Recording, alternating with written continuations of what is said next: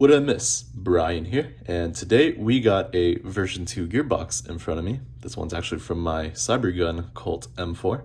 Today we are going to be installing a PolarStar Jack.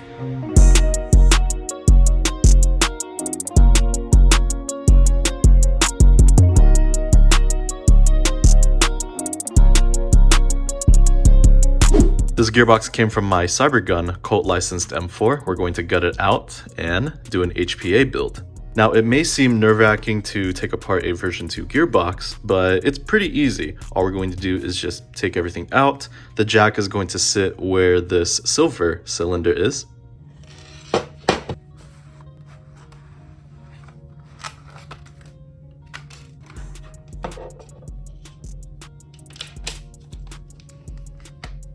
Gearbox is off to the side. Let's cover everything that comes with the PolarStar Jack, and that is the engine itself, trigger board, FCU, a braided harness, an airline, a PolarStar sticker, and a card from PolarStar that says thank you for your purchase.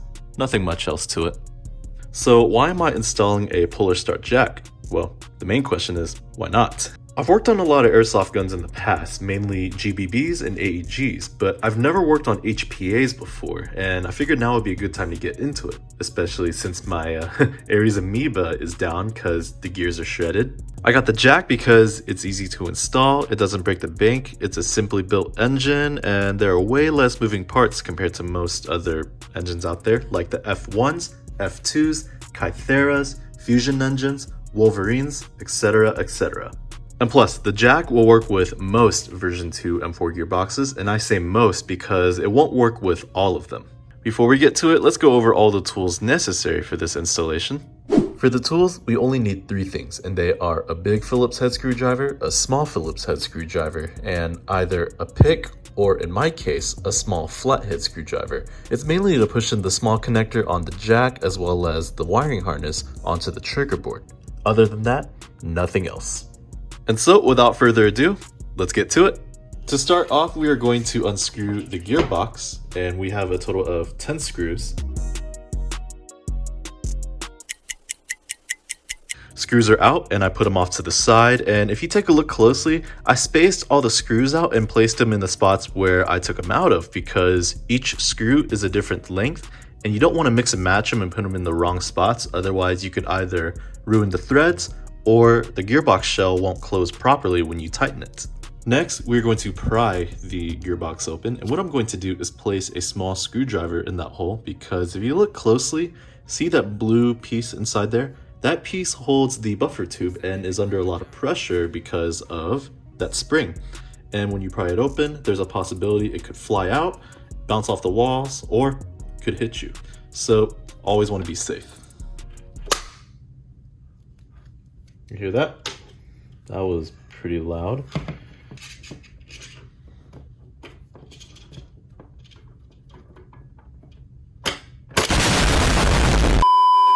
Well, there you go. Then lift the top shell or right side shell, set it off to the side, and then we got a whole bunch of moving parts in the inside. You got the spring, you got the cylinder, piston, gears, trigger assembly, etc., etc. We're going to be removing most of it.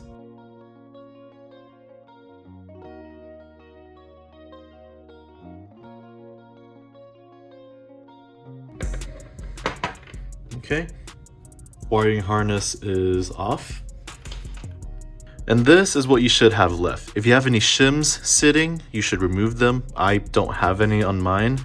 And for the bushings, you don't have to keep them on there, so you can remove them as well. I may end up removing mine. But on the left shell, if you turn around, you should have the selector plate still intact because you're going to need it. And then the safety lever or the safety tab, whatever you want to call it, and the spring as well is needed. For the right side shell, there should be nothing else. As you can see, it's just bare metal. Like I said, you could push out the bushings.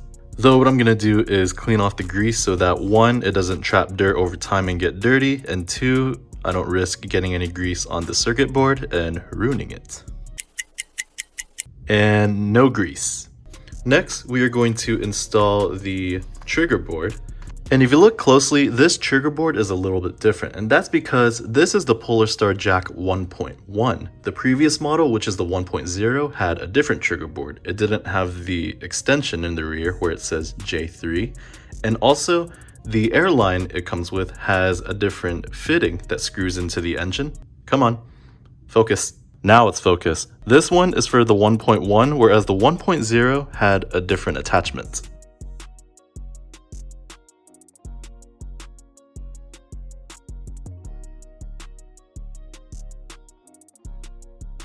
I'm gonna move the safety latch off to the side. Okay, this is how it should sit. And then we're going to add the screw. Okay, it is in there. As you can see, the trigger board is held in by that one screw. And you want to be very careful because it's very fragile. It can break easily, or if you were to tighten it too much, it can tilt a certain way and it won't be leveled. Next, this is the part where you want to take the airline that comes with the jack, screw it into the engine, and then place it in that space. But I'm not going to use this line. Instead, I am going to use the amped Airsoft line. This is the standard IGL, or integral grip line by Amped Airsoft. It comes with the fitting, it's protected, it's in the what they call a carbon color. So it's a 2-in-1 type of deal. And plus, this looks way better than the line that comes with the PolarStar Jack. What's pretty cool is that it comes with a tool to tighten it. And it's on there. See these little holes or dips in the jack itself? They should align with these little notches in the gearbox shells.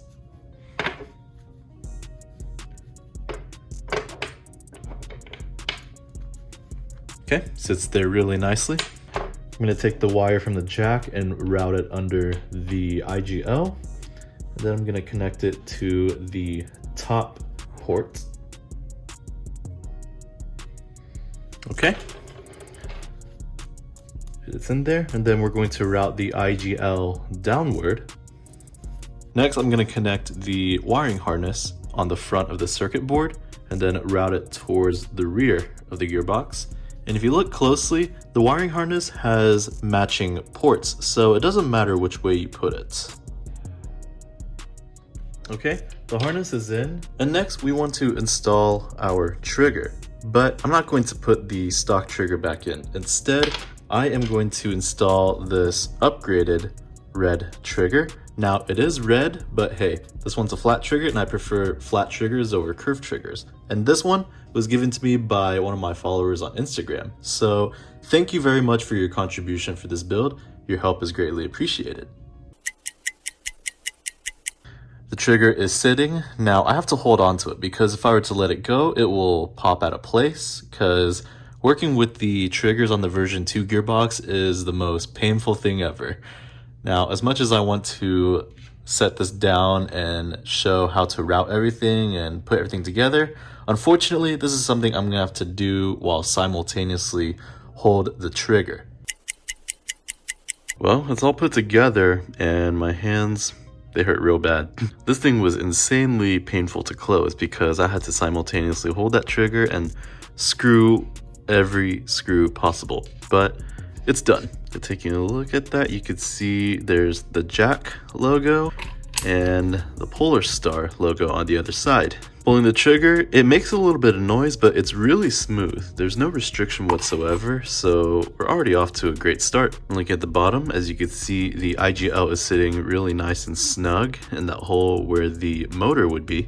Looking at the rear, as you can see, this is the wiring harness. We would just have to snake it through the buffer tube and the stock, connect the FCU to it, and then a battery. And so that is it for this video. This concludes the installation of the PolarStar Jack HPA engine. If you're subscribed, thanks. If you're not, thanks for taking the time to watch this video. Take care, everyone. I will catch you on the flip side.